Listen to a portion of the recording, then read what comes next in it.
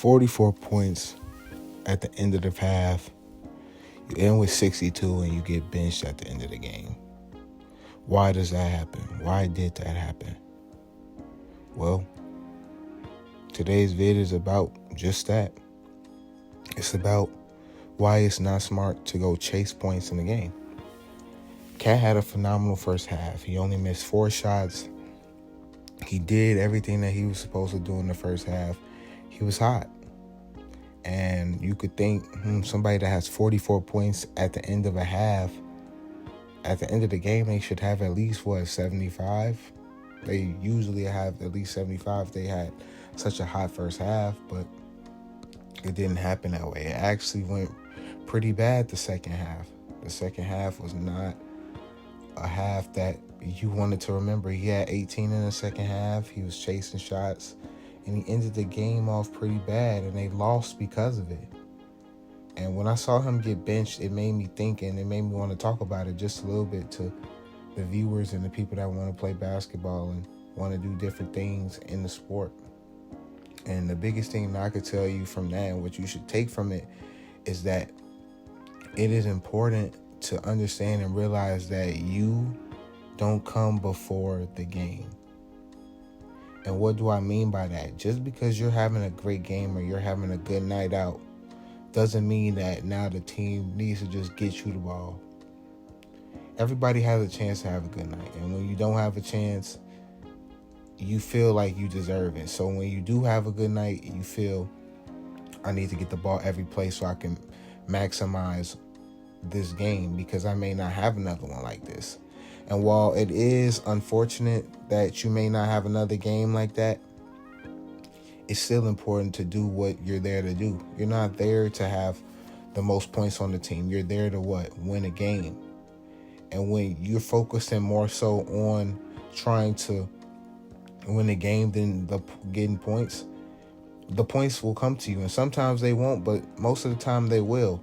I got a chance to check out Joel Embiid's post-game last night where he had 70 points. And he said his number one thing was what? He said, don't force it. He told his teammates, don't force him the ball so that he can get more points.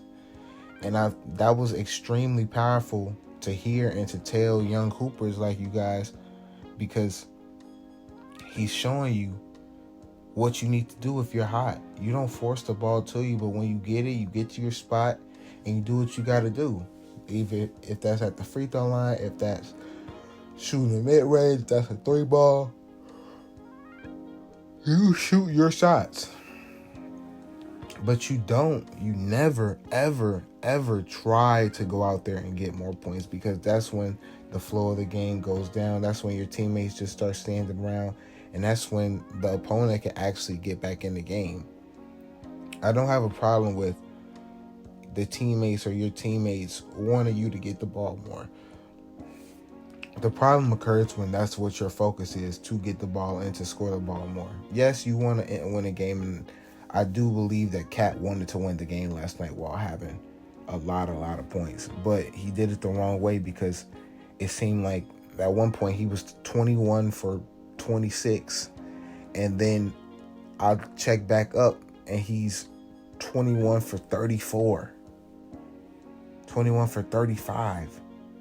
Like, how do you miss 8 straight shots and keep shooting the ball and the team is coming back into the game?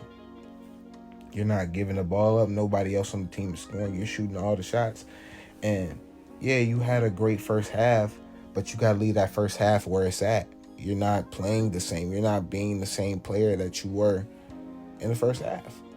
And that's okay. Sometimes it's not going to happen like that. Just like you're not really going to get too many 44-point halves, you're also not going to have too many 80-point games, too many 65, 70-point games.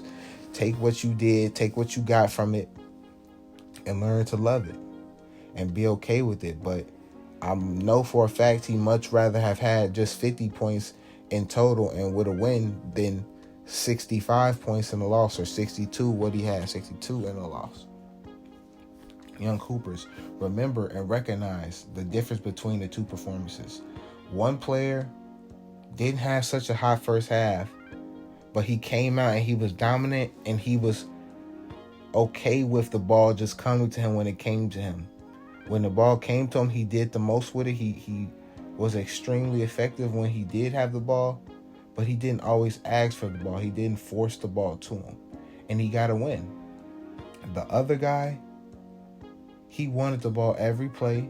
His teammates wanted him to have the ball every play, and it did not work out in his favor. So now look, now you got a 60-point game, a 44-point half, where it means nothing because you lost the game, and you lost to a subpar team, a sorry team. The Hornets ain't even good this year. So you really just lost to a bad team, and the Timberwolves are supposed to be a really good team this year. So that's even worse on y'all. But it's learning curves, it's mistakes. Young hoopers, please just take from this that you need to be able to understand, I got the hot hand, but that don't mean that nobody else can get the ball or should get the ball. Understand that just because you're hot doesn't mean that you deserve the ball every play, because you don't.